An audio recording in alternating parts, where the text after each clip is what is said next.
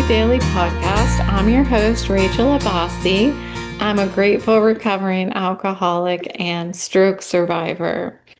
I wanted to mention something that's been going through my mind lately as I do my introduction. I believe truly, I believe that if somebody is going to continue to listen to me after that introduction, then they definitely are interested in healing from the inside out. Because for me, if I was just tuning in to a podcast and listening to somebody who just is sitting in the room by themselves and they just start talking and there's no like professional music in the background, there's no like content, digital content that's showing up on the screen, it is simply just them talking, I probably would have been like, I don't want to listen to this jackass, you know? But I don't know. I haven't changed it. I think when I move to my new house, I plan on professionalizing this a little bit more. I don't ever want to get away from the relaxed nature of the podcast because this is just who I am, take it or leave it. And I feel like what I have to share on the podcast and my personality is just, I don't want to ever try to be something that I'm not. So I don't know. I've never tried to polish it up or shine it up at all. I think that it was a lot for me to even add the opening music in the beginning. That was a pretty big deal. But anyway, I keep thinking of it. I'm like, I don't know that maybe my entrance maybe doesn't keep people for very long. I don't know. I don't know. I'm just thinking out loud. So, if you got through that, now we're going to talk about the important stuff. And what I wanted to talk about today is I wanted to share about what it feels like post-stroke to read and speak. And I don't know that I've had a podcast at all, believe it or not, a podcast at all that is solely focused on my issues with reading and speaking. Um, But I want to do that because I was fortunate enough to have an interview today with a organization called Stroke Onward. And this organization has been something that I've been following since I had my stroke. It was one of the first stroke organizations that I came across. I think I came across it on LinkedIn. I think I just searched hashtag stroke and I came across it. And in my research was introduced to the book that was written by the owner, Deborah Meyerson. Um, and it's called Identity Theft. And when I read this book, it just touched me so deeply, the emotional challenges that that we face post-stroke. Um, so I was doing this interview, and as I was answering questions, I'm not one of few words, clearly. And as I was talking through my answers to her questions very vociferously, I, over the course of the 45 minutes that we were talking, started having more and more challenges, remembering what I was saying and finding the right words. And so right now it is 1:15 in the afternoon. I had the interview at 11. And in between the interview and now, I talked to my mom on the phone. So talking to my mom on the phone is probably one of the most relaxing things that I can do. Um, so I wouldn't say that that was too difficult with the like speaking and trying to finish sentences and stuff because it was a lot of me just asking her questions, how are you feeling? And conversation wise, it was, I guess I feel it's a testament to how comfortable I am talking to my mom. But it feels like that time frame was relaxing for my brain. So now I'm kicking it back up a notch by recording my podcast and trying to finish a sentence alone is a challenge for me. It's a challenge for me. So I wanted to talk about what it feels like so that if there is anyone out there, some of you who are listening that have had a stroke, I know there's a lot of you who have had a stroke, and you may be dealing with uh, deficits or disabilities that are visible. And my disability is invisible. And that's what I was talking to the Stroke Onward representative. Her name's Hannah. We were talking about that, about having an invisible disability. So, um, the person, Hannah, that I was speaking with, absolutely lovely young woman. Just, I can't say enough about her. Just works so hard. And she has aphasia. So this is an invisible disability. And what other people don't know is when we're suffering from an invisible disability, like aphasia, which I have a mild case of aphasia compared to Hannah, compared to Deborah Meyerson, but I also have chronic pain, and I don't know if the other two that I just mentioned have chronic pain, but I'm speaking from my experience. So I have very, very mild aphasia that just gets exacerbated by when I challenge myself and like doing my podcast. And then when my head starts hurting more, my aphasia more gets worse. And then I also have the visual disability where my brain doesn't seem to process what I see. And I think that my brain can't keep up with what I see. So just like my brain can't keep up with what I'm trying to say sometimes, my brain can't keep up with what I'm trying to read, or when I'm trying to maybe watch something move across my vision, my brain can't handle it. It's overwhelming and it hurts. So, I thought that if I just talked about these symptoms today, that it might speak to someone who has had a stroke and or has a vestibular disorder. Um, and talk about that emotional side, because that's what Stroke Onward, for me, my perspective, Stroke Onward represents the emotional impact, the change that we experience in our identity when we suffer from a stroke.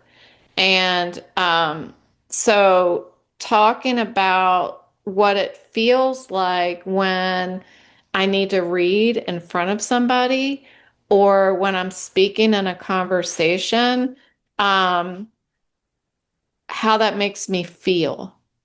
I think it's important when we are suffering from a chronic illness or even sobriety to talk about how we feel so that the next sufferer can say, yeah, I feel that way too. I mean, that's what really grabbed a hold of me in Alcoholics Anonymous was people were sharing their experience.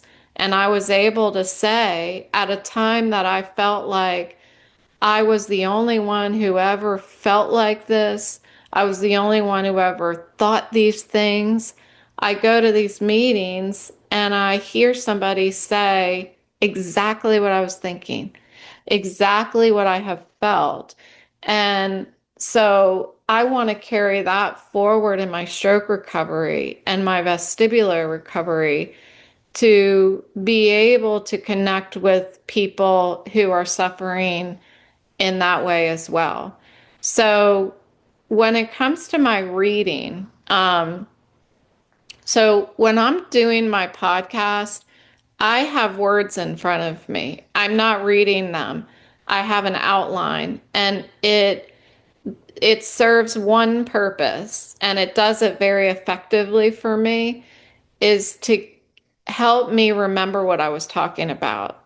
And so what seems like maybe seamless to somebody who's listening to me, I forget multiple times when I'm talking what I'm saying throughout. And I'm like getting to the end of the sentence. It's happening right now, in real time. I'm forgetting exactly what I was talking about. So I have this outline that says, this is what you were talking about. And I have it in outline form because I can only read in such a way that I'm glancing at words. It's a sentence, but I'm capturing just a couple words from the sentence, and that tells me what the sentence is about. Um, for example, I have a sentence in front of me in the outline that says that I'm going to clarify that the problem with my reading is not the reading itself. Like, I know how to look at words and understand them. Um, it's the process of moving my eyes from one word to the next, speaking those words out loud, and understanding what I'm saying, keeping my thoughts organized. So what reading is multitasking, believe it or not. And I only knew that after I had my stroke, that when I'm reading out loud, my eyes are moving, my mouth is moving, and my brain is is understanding what I'm saying, and it's also directing me in the order that the words are going. So my brain is reminding me I need to keep moving from left to right and then skip down to the next line and move from left to right. So it's doing that. It's also trying to understand what the words mean one after the other. And my eyes are trying to focus on what all the letters together, what word that makes, and how when you put those words together, what they mean. And then my mouth has to say it all. I mean, it sounds exhausting, doesn't it? That's what it feels like. It is exhausting to me. Um, and it wasn't always like that. So as I'm trying to talk through this in the podcast, I have to glance down at glance down at a few words in my outline so that I can keep focus. And those of you who've been longtime listeners have heard me many, many times be like, I have no idea what I was talking about. And then I'm just like, okay, we're just going to keep moving forward. But I want to share with you what I feel like when that happens. When I lose my train of thought, and I can't tell you how many people have said to me, oh, that happens to me all the time. Um, this is different. It just is. It's number one, it happens all day long, every day, that I can't remember what I was doing. I can be in the kitchen. this is a great example. I had a friend who came over and helped me pack on Sunday, and she asked me for a cup of water. So I said, yeah, yeah, of course. So I went and got a glass and filled it with water. And then her and I were talking meanwhile. And then I sat down next to her at our island, our kitchen island, and I proceeded to drink my glass of water. And I never gave her the glass of water because I couldn't remember that that's what I was doing. I couldn't remember I was getting her a glass of water. Sure, that seems innocent enough, but that happens constantly throughout my day. Constantly. I have to, I know now that if I turn the sink on, I cannot move away from the sink.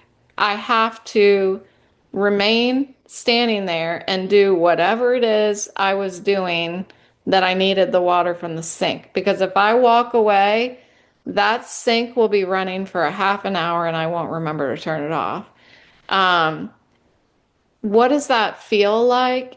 It's the same as when I'm doing the podcast and I can't remember what I'm talking about.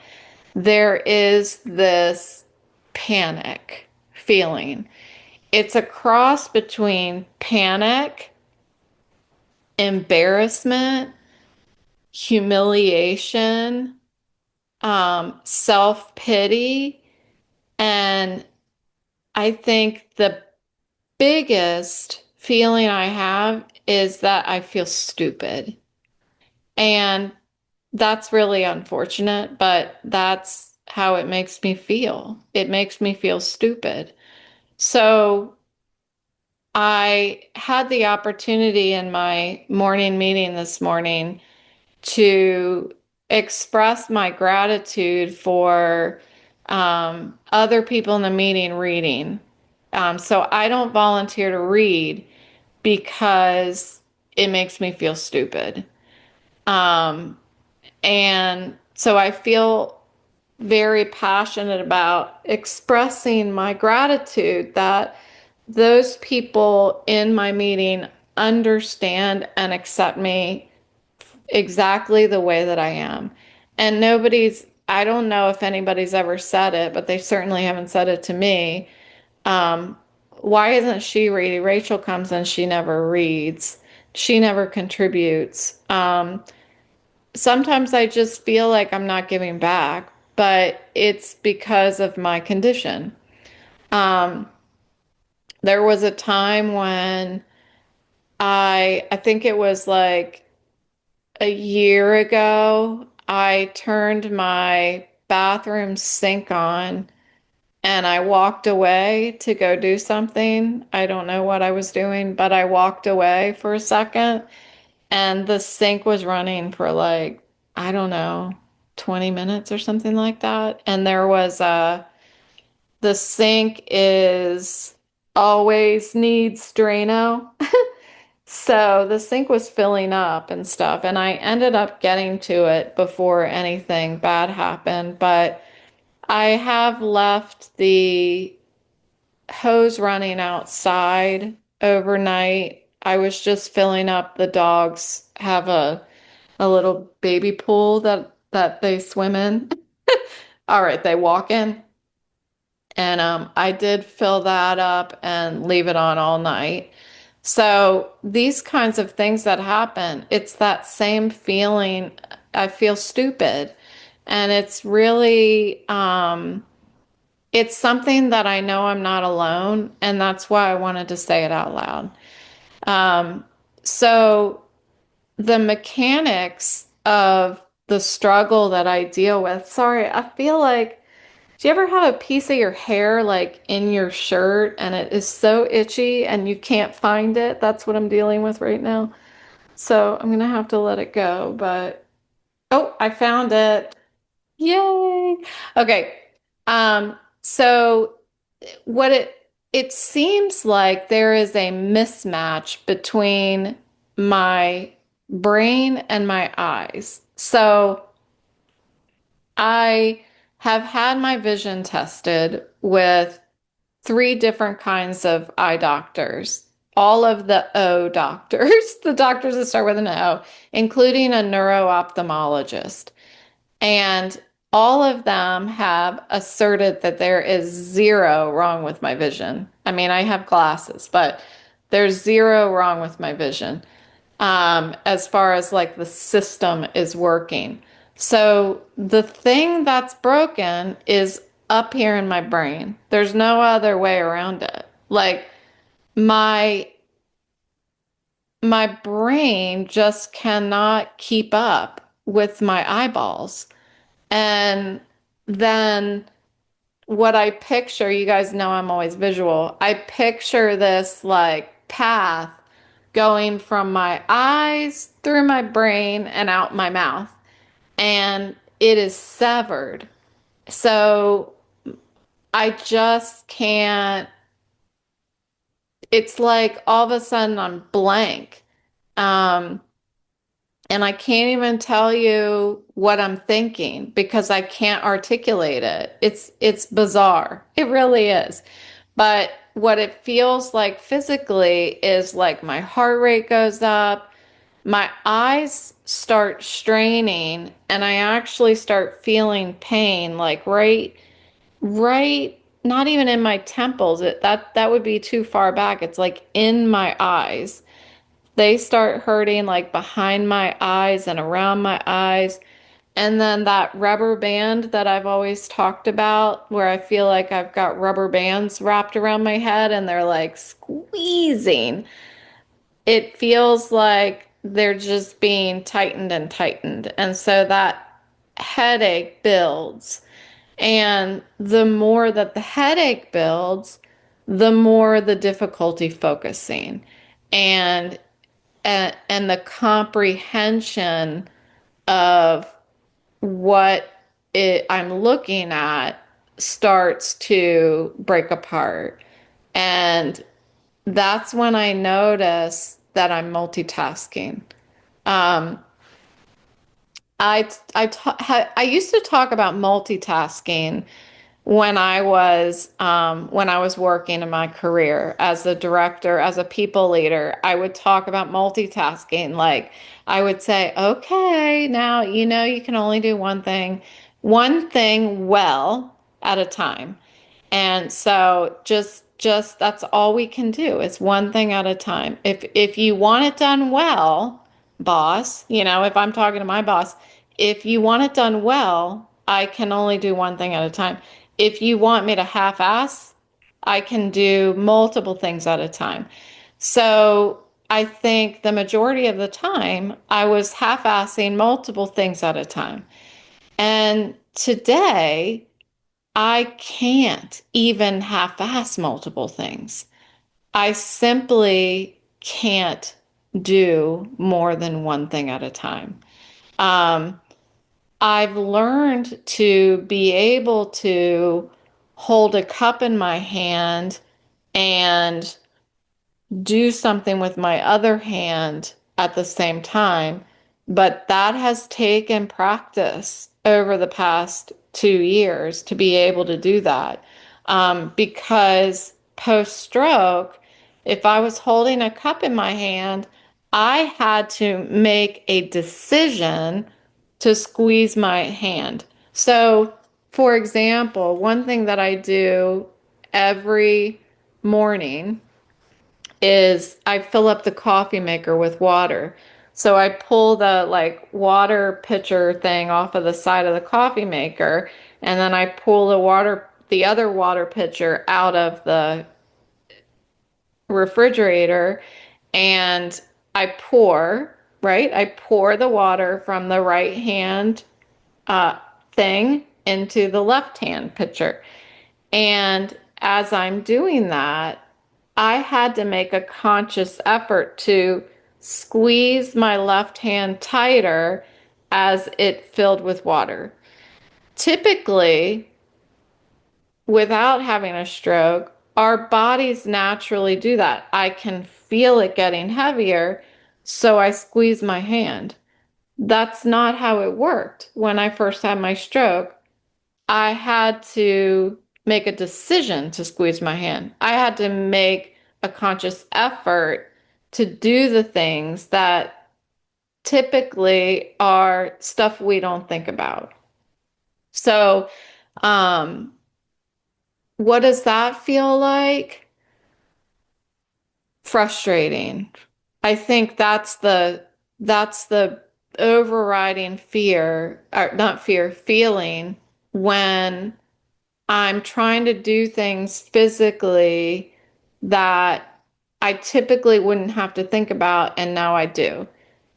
When I'm not able to think about it, when I'm not able to recognize that, oh, this pitcher is getting heavier, I need to squeeze my hand because I'm sidetracked because I don't know, my dog is barking, then I drop the water pitcher and then I get very frustrated.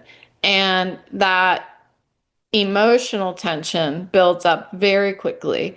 And I have cried a lot.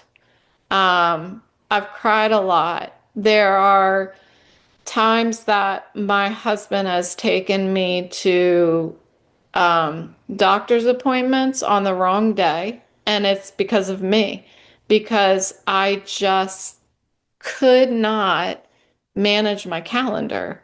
Um, Being a marketing director, I was on the go. I had a full calendar and I was, half-assing everything I did, but I did it well. I still did it well.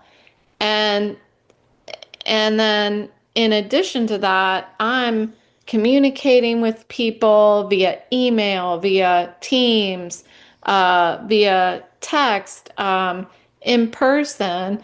And then I'm also managing my calendar, making sure I get to meetings on time and all of that stuff. Like, I remember what that was like, but I know now that I I would not be able to do it. I can't even get to a doctor's appointment on the right day at the right time. Um, and that's embarrassing. But that also made me feel very frustrated. It made me feel embarrassed, frustrated, and I cried. I mean, I remember coming back from a doctor's appointment that I thought I had, but I went on the wrong day. I asked him to drive me on the wrong day. And I remember us driving back and I was just in tears. I was like, I just don't understand why I can't do this. It's so easy. But these things that were, I lost the ease in everyday automatic skills. They become fragile and foreign to me. Um, Everything that used to be so just a task that you didn't have to think about is now an asserted effort. So things take work now that used to not feel like work. Reading something aloud is a big one.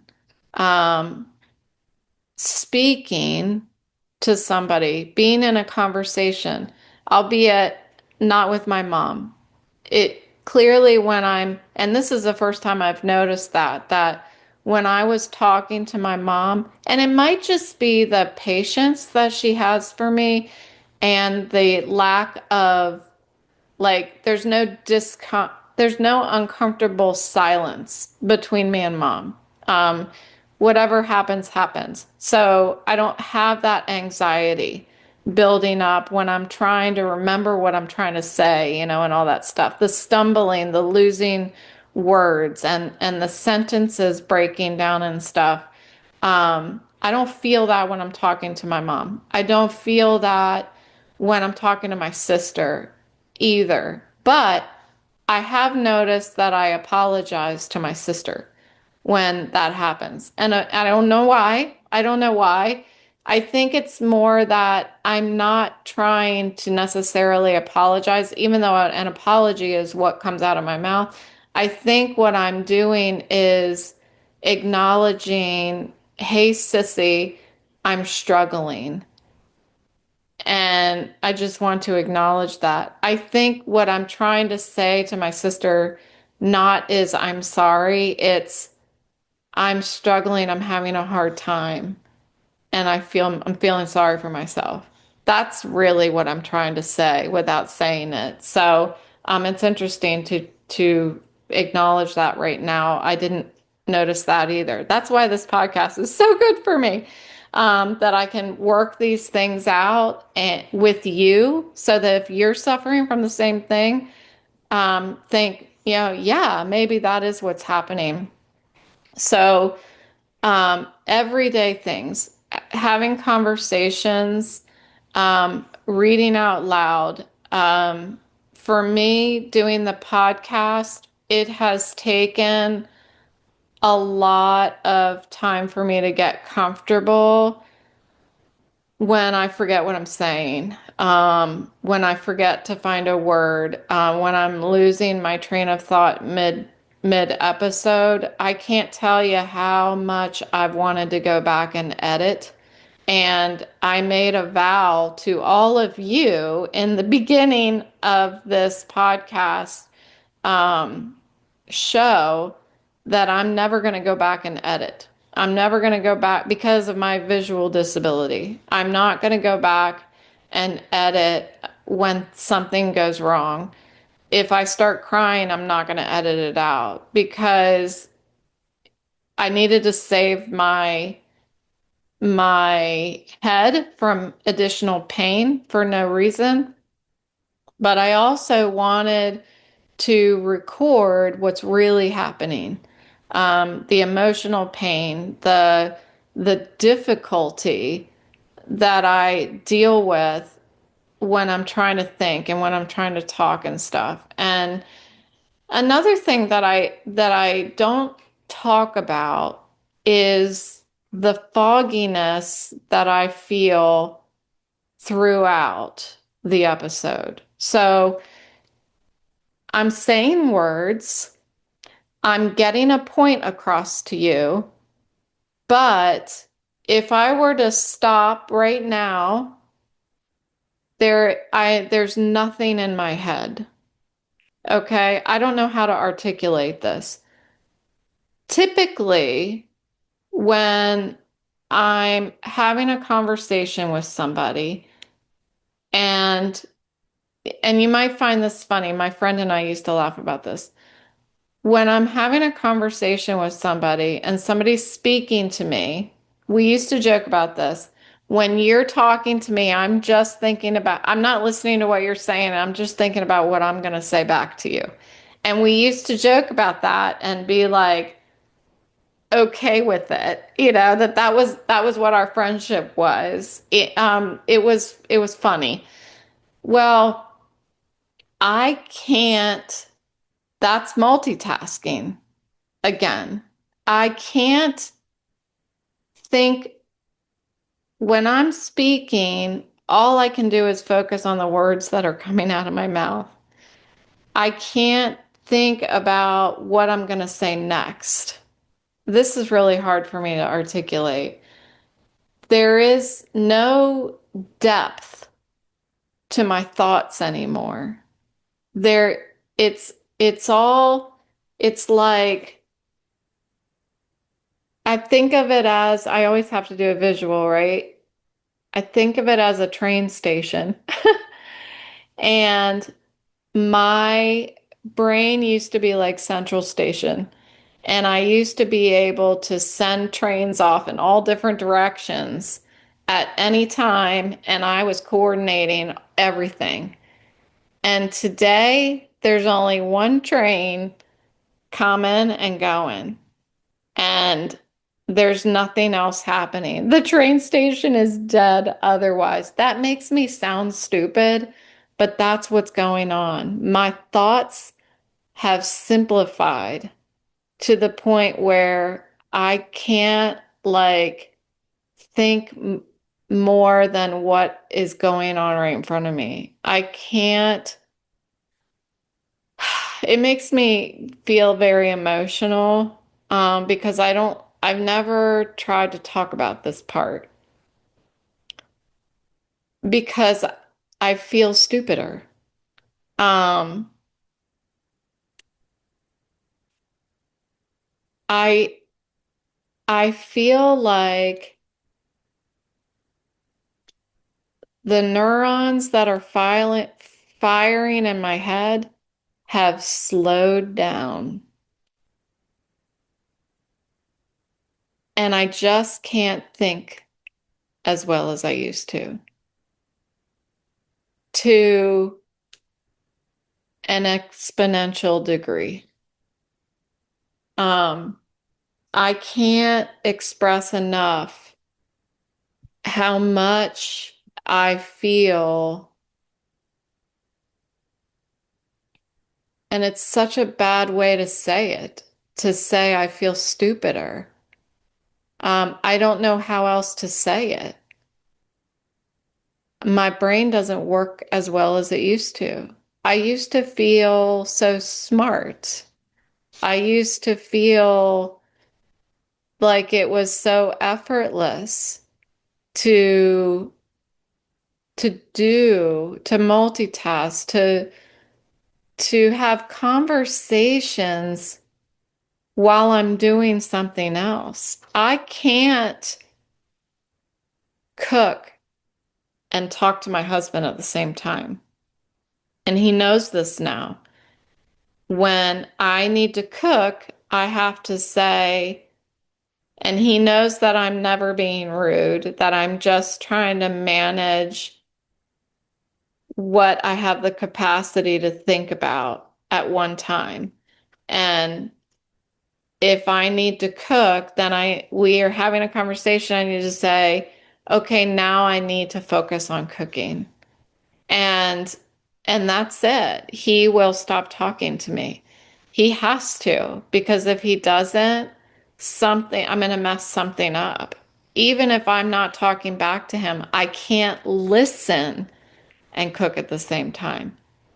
These these things that we don't realize before a stroke that are multitasking are are so apparent to me now that I've had a stroke. And when I talk about it, I definitely feel grief. I feel grief over losing the ability. Um, I don't think I used to take it for granted. I think that would not be true to say. I think that it's not a matter of taking it for granted when you don't realize how complex we're able how complex we're able to do things. That I don't know if that's the right way to say it. I don't know that we realize how difficult it is, you know what I'm trying to say, to do all of these different things at the same time. Like it just seemed so second nature. So I wanted to bring light to that there is this invisible struggle that we can talk about aphasia. We can talk about vestibular disorder. I can talk about my inability to read out loud. But do we talk about what it makes us feel like? Have you talked about, even people that are aging, have you talked about how you feel like you're not as smart as you used to be when you're forgetful? You become more forgetful as you get older. Um, I don't, I don't know if people talk about that. how aging, how it starts to make you feel like you're just not who you used to be. You know? It's like I'm trying to drive a car now and the emergency brake is still on, right? Or I'm trying to swim upstream while everybody else is just floating downstream. Um, and I think that talking about it today, I'm always a big fan about giving everything a name, like saying it out loud, naming what the struggle is gives it validation. And so I think it was important today for me to say that, to talk about that fogginess. You know, people call it brain fog. I don't like that word because brain fog makes it seem like, something's wrong with her. You know, like, I'm just being forgetful. It's not that. It's a permanent state of mind. It's a permanent disability that I'm dealing with.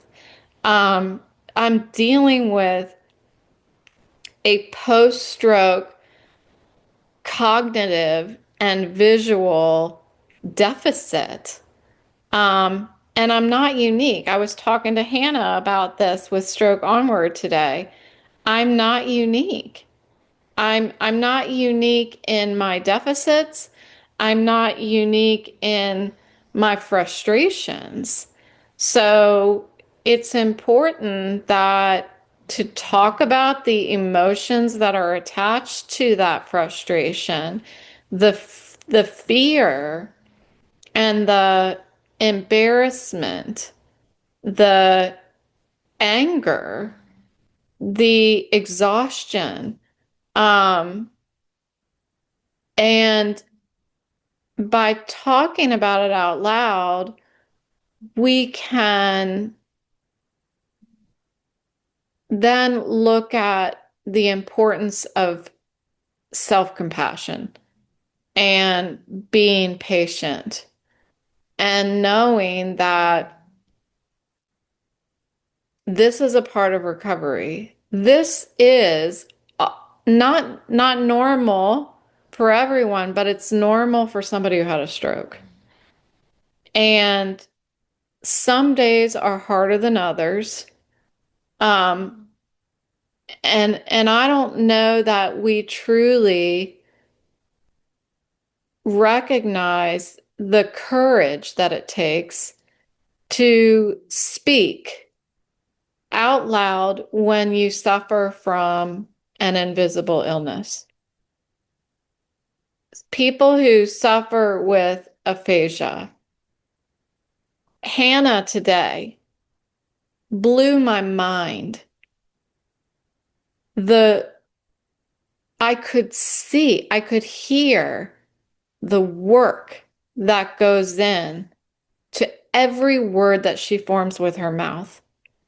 And it's something to be celebrated that those who have aphasia are brave enough to exercise that muscle.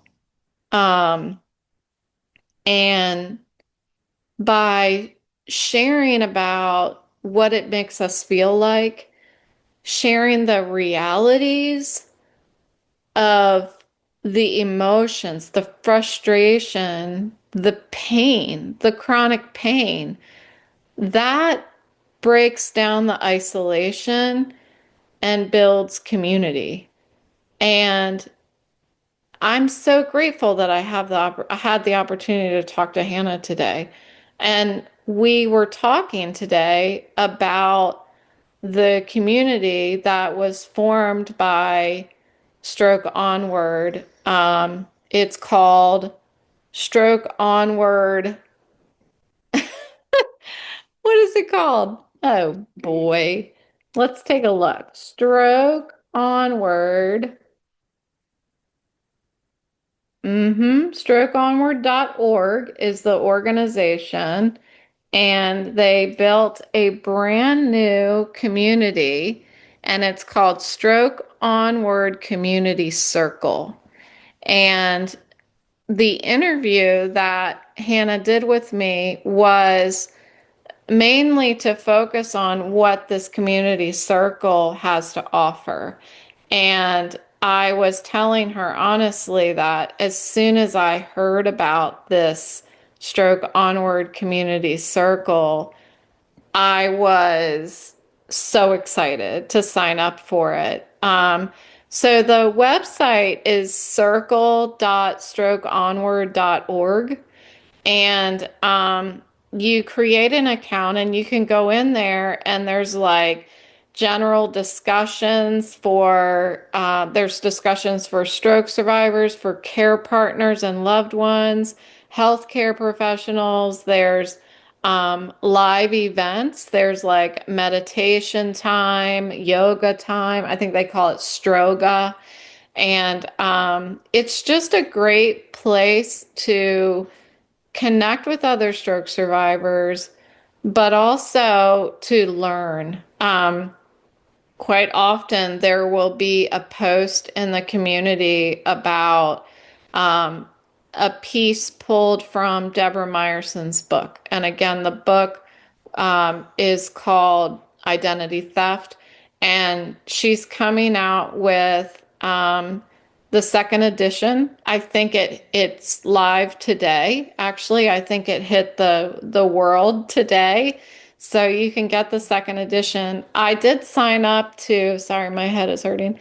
I did sign up to be one of the first to listen to the book and do a review, but I haven't yet been able to get connected with the audio version of it, unfortunately. But I'm definitely going to be listening to the book again and doing a book review, because I'm so passionate about what Stroke Onward stands for, especially being someone who has suffered from depression and anxiety my whole life, then to be faced with adversity and need to manage that still, in a stronger way, it's so important, because the managing our emotional health is life or death. And when you're in this sort of survival recovery way of life, and I'm just so passionate about it. So that's what I have to share with you today, and I truly appreciate you being a part of my community, and I will talk to you tomorrow. Thanks for listening.